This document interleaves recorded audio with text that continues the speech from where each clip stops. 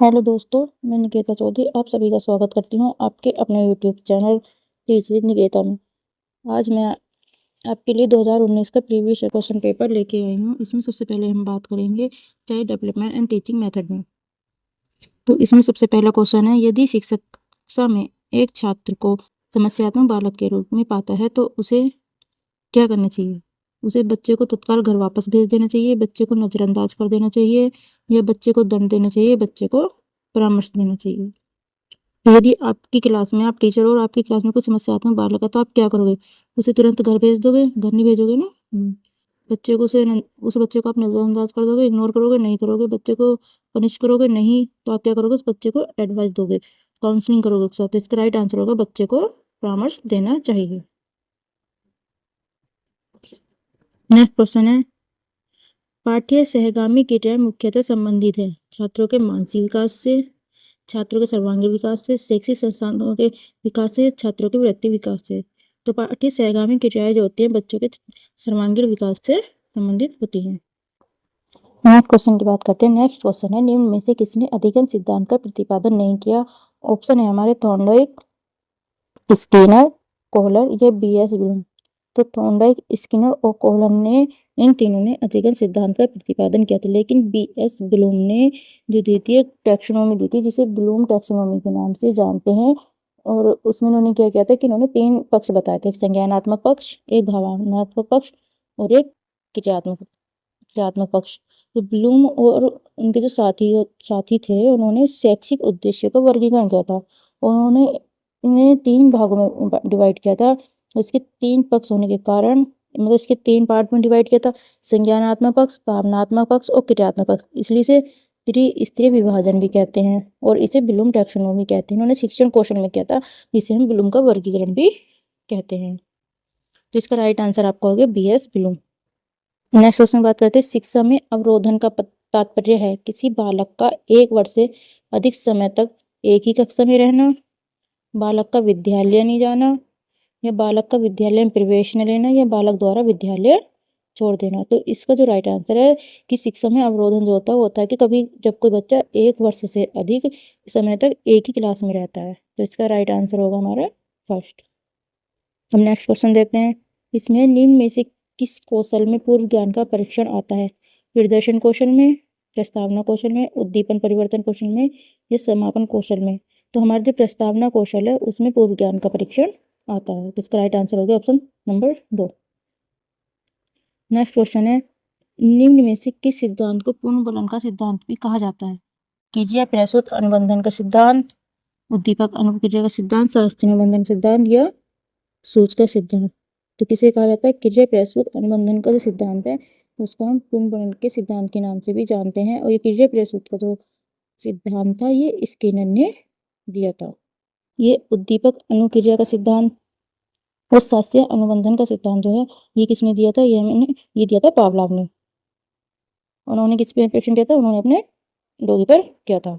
और सूच का सिद्धांत जो था ये दिया था, कोहलर ने दिया था ये, और जिसे सूझबूझ का सिद्धांत भी कहते हैं। और एक चिंपैंजी पर इन्होंने अपना प्रैक्टिकल किया था, और चिंपैंजी का नाम भी कभी कभी एग्जाम में पूछ लिया था, तो उस चिंपैंजी का नाम है सुल्तान। अगर हम नेक्स्ट क्वेश्चन की बात करते हैं, निम्न में से कौन सी अवस्था ब्रूनर के संज्ञानात्मक विकास के सिद्धांत का अंग नहीं है? क्रियात्मक अवस्था, प्रतिबिंबात्मक अवस्था, आंतप्रज्ञा अवस्था या संकेतात्मक अवस्था? तो इसका राइट आंसर होगा आंतप्रज्ञा अवस्था। नेक्स्ट क्वेश्चन की बात करें, मॉरिसन ने बौद्ध स्तर के शिक्षण प्रतिमान में 5 पदों का वर्णन किया है, और ये 5 पद क्या है? एक प्रस्तुतिकरण, खोज, संगठन और व्यवस्था और आत्मीकरण और वाचन अभिव्यक्तिकरण। तो किसने किया था? ये मॉरिसन ने किया था। तो इनका जो सही क्रम है हमें वो बताना है। मॉरिसन ने जो बौद्ध स्तर दिए थे वो किस चीज के थे? शिक्षण के स्तर थे। तो शिक्षण के कितने स्तर होते हैं? शिक्षण के 3 स्तर होते हैं। एक होता है स्मृति का स्तर, एक होता है बोध का स्तर और एक होता है चिंतन का। तो जो मॉरिसन थे उन्होंने बौद्ध स्तर पे दिए थे और 5 पद दिए थे। और इसमें जो यूपीटेट या सीटेट है इसमें सबसे मेन क्या होता है, ये जो आपके दिए जाते हैं स्तर, ये या तो ये पूछा जाता है कि इसमें पहला स्तर कौन सा है, या फिर दूसरा स्तर कौन सा है, या फिर ये पांचों के पांचों देके इनको क्रम में लगाया जाता है। इसमें सबसे पहले आता है खोज। तो नंबर 1 पे क्या हो गया? ये फर्स्ट पे। फिर खोज के बाद आता है प्रस्तुतिकरण सेकंड नंबर पे। फिर प्रस्तुतिकरण कर लेते हैं तो उसके बाद हम आते हैं आत्मीकरण पे, नंबर ऑप्शन 3 पे ये आता है। फिर होता है संगठन चौथे पे, ठीक है ये। उसके बाद आता है अभिव्यक्तिकरण या वाचन। तो इसका जो ऑप्शन बनेगा हमारा, इसका बनेगा पहले, इसके ऑप्शन दे रखे हैं तो इसका ऑप्शन राइट आंसर होगा निश्चयकीन वाला। पहले खोज, फिर प्रस्तुतिकरण, फिर आत्मीकरण, फिर संगठन और सबसे लास्ट का अभिव्यक्तिकरण। ये क्वेश्चन आपके यूपी टेट, सी टेट दोनों और सुपर टेट तीनों के लिए ही इंपॉर्टेंट है। फिर नेक्स्ट क्वेश्चन की बात है, निम्न में से कौन सा संज्ञानात्मक क्षेत्र से संबंधित नहीं है? ज्ञान, अनुप्रयोग, अनुमूल्यन या बोध, कौन सा नहीं है संबंधित? अनुमूल्यन जो हमारा संज्ञानात्मक क्षेत्र से संबंधित नहीं है। निम्न में से कौन सा अधिगम का वक्र नहीं है? अधिगम, उत्तल, नतोत्तर, मिश्रित, नतोदर या लंबवत, कौन सा नहीं है? इसका आंसर है लंबवत। ये जो है ये आपका अधिगम का वक्र नहीं है। नेक्स्ट क्वेश्चन बात करें, व्यवहार के कारण व्यवहार में परिवर्तन ही अधिगम है, यह किसने कहा है? किसने कहा था? क्रो एंड क्रो, या गिलफर्ड ने कहा था, या वुडवर्थ ने कहा था, या स्किनर ने कहा था? तो ये किसने कहा था? ये आपके गिलफर्ड ने कहा था। क्या कहा था? कि व्यवहार के कारण व्यवहार में परिवर्तन ही अधिगम है। नेक्स्ट क्वेश्चन की बात करते हैं। नेक्स्ट क्वेश्चन है, सूची ए तथा सूची बी को सुमेलित कीजिए। इसमें सूची ए दे रखी है जिसमें आपके मनोवैज्ञानिक के नाम है और इसमें उन्होंने दे रखा है कि उन्होंने कौन सा सिद्धांत दिया था, कौन सा प्रतिमान किया था। तो इसमें सबसे पहला है ब्रूनर। ब्रूनर ने क्या किया था? बुनियादी शिक्षण प्रतिमान दिया था, साइनेटिक शिक्षण दिया था, या अग्रिम संगठन शिक्षण दिया था, या संप्रत्य उपलब्धि का दिया था, परीक्षा प्रशिक्षण प्रतिमान दिया था। तो ब्रूनर ने क्या दिया था? ब्रूनर ने दिया था संप्रत्य उपलब्धि का शिक्षण प्रतिमान। तो ए का कौन सा हो गया? ए का हो गया आपका फोर्थ। फिर है आसुबेल। आसुबेल ने क्या दिया था? आसुबेल ने दिया था अग्रिम संगठन शिक्षण प्रतिमान। तो आसुबेल का कौन सा हो गया? थर्ड। फिर बात करते हैं गिलेजर। गिलेजर ने क्या दिया था? बुनियादी शिक्षण प्रतिमान। गिलेजर का हो गया फर्स्ट। फिर बात करते हैं गार्डन का। तो गार्डन ने क्या किया था? साइनेटिक्स प्रशिक्षण प्रतिमान। तो इनका हो गया सेकंड। तो इस तरह से हमारा क्या बना? पहले का फोर्थ, थर्ड, फर्स्ट और सेकंड। फोर्थ ये आपका ऑप्शन नंबर 3। नेक्स्ट क्वेश्चन की बात करते हैं। नेक्स्ट क्वेश्चन है, समस्या समाधान का प्रथम चरण है परिकल्पना का निर्माण करना, या समस्या की पहचान करना, या आंकड़ा संग्रहण करना, या परिकल्पना का परीक्षण करना। तो इसमें सबसे पहला समस्या का क्या होता है? इस समस्या समाधान का जो फर्स्ट स्टेप होता है उसमें ये होता है कि हमें सबसे पहले ये देखना है कि हमारी प्रॉब्लम क्या है। तो हमें सबसे पहले क्या करना होता है? प्रॉब्लम की पहचान। तो इसका फर्स्ट स्टेप क्या है? समस्या की पहचान करना। नेक्स्ट क्वेश्चन है, बालकों का अधिगम सर्वाधिक प्रभावशाली होगा जब, कब होगा सबसे ज्यादा प्रभावशाली अधिगम?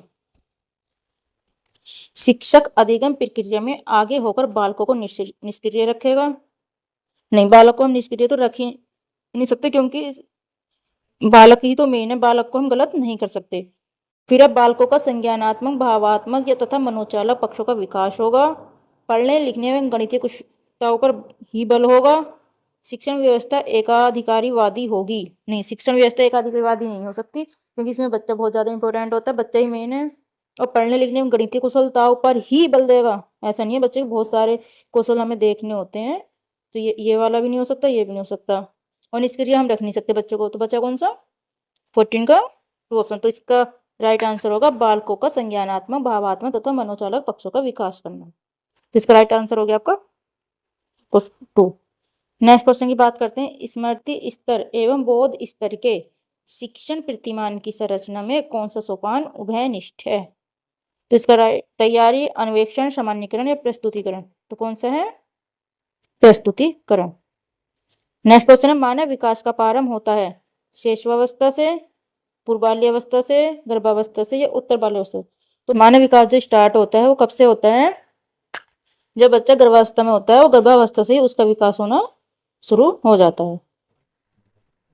Next question, the condition of learning पुस्तक के लेखक हैं I.P. Paul Pavlov, B.F. Skinner, E. Thorndike या R.M. गेने। तो द कंडीशन ऑफ लर्निंग पुस्तक के लेखक कौन है? R.M. गेने। ये क्वेश्चन भी आपका इंपोर्टेंट है। नेक्स्ट क्वेश्चन है, किशोर अवस्था बड़े संघर्ष, तनाव, हमला व विरोध की अवस्था है, यह कथन किसका है?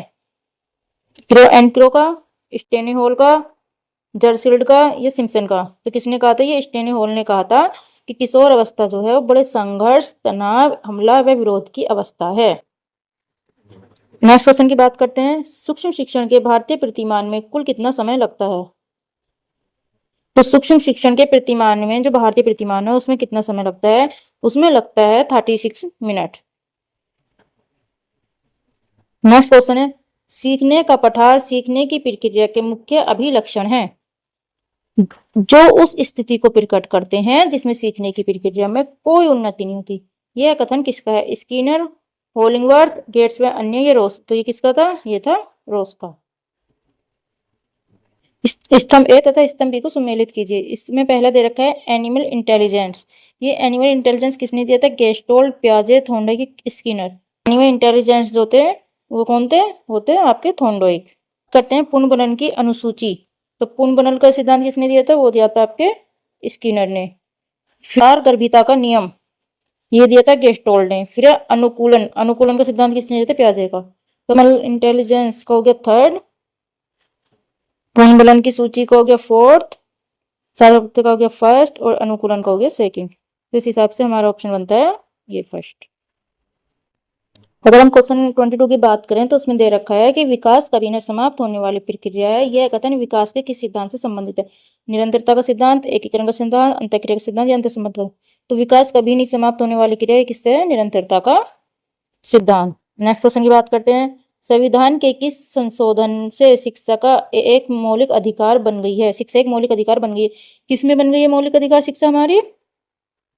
22वें संशोधन में, 25वें संशोधन में, 86वें संशोधन में, 52वें। तो बनी है हमारे 86वें संशोधन में। नेक्स्ट क्वेश्चन है, अभिप्रेरणा के मूल प्रवृत्ति सिद्धांत के प्रतिपादक हैं कौन? William James. ऑप्शन नंबर 2 है अब्राहम मेस्लो, फिर है मैकडूगल, सिम्पसन। तो अभिप्रेरणा के मूल प्रवृत्ति का जो सिद्धांत था वो किसने दिया था? वो दिया था हमारे मैकडूगल ने। क्वेश्चन है, विकास की किस अवस्था को कोल तथा ब्रूस ने संवेगात्मक विकास का अनोखा काल कहा है? तो इन्होंने, कोल तथा ब्रूस ने बाल्यावस्था को संवेगात्मक विकास का अनोखा काल कहा। इसका राइट आंसर बाल्यावस्था।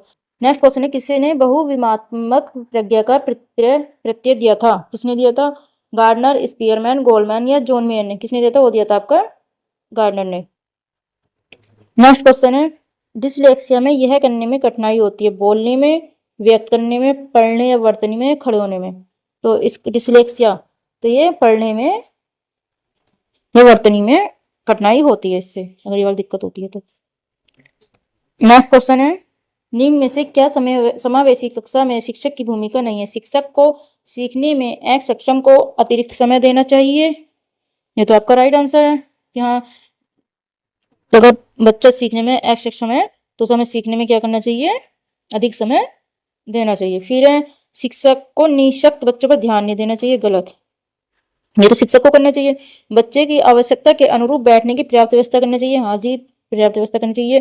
शिक्षक को बच्चों को प्रोत्साहित करना चाहिए। ऑफकोर्स बच्चों को प्रोत्साहित करना चाहिए। तो हम इसमें पूछा है कि हमें क्या, शिक्षक को क्या नहीं करना चाहिए? तो शिक्षक को निःशक्त बच्चों पर ध्यान नहीं देना चाहिए। ये इसका ऑप्शन सही है। उन्होंने ये पूछा है ना, नहीं है ये। नेक्स्ट क्वेश्चन की बात करते हैं, कक्षा में छात्रों को प्रश्न पूछने के लिए अनुमति नहीं देनी चाहिए। गलत, प्रेरित करना चाहिए। यस, प्रोत्साहित करना चाहिए। नहीं, रोक देना चाहिए। नहीं, तो ये बच्चों को प्रोत्साहित करना चाहिए कक्षा में बच्चों को प्रश्न पूछने के लिए। नेक्स्ट क्वेश्चन है, बच्चे की वृद्धि मुख्यतः संबंधित है, किससे संबंधित है? नैतिक विकास से, सामाजिक विकास से, शारीरिक विकास से, भावात्मक विकास। तो इसमें पूछा बच्चे की वृद्धि, तो वृद्धि किससे होती है? वृद्धि होती है शारीरिक विकास से। तो गाइज, ये आपके 30 क्वेश्चन थे। आप मुझे जरूर बताना कि आपके कितने क्वेश्चन सही हुए हैं। कमेंट बॉक्स में कमेंट करके जरूर बताना। और अगर आपको मेरी वीडियो अच्छी लगी हो तो प्लीज़ लाइक एंड शेयर करना और चैनल को सब्सक्राइब करना मत भूलना। प्लीज़ प्लीज़ चैनल को सब्सक्राइब कर देना और मेरी वीडियोज़ को भी शेयर करना, लाइक करना। And thank you so much.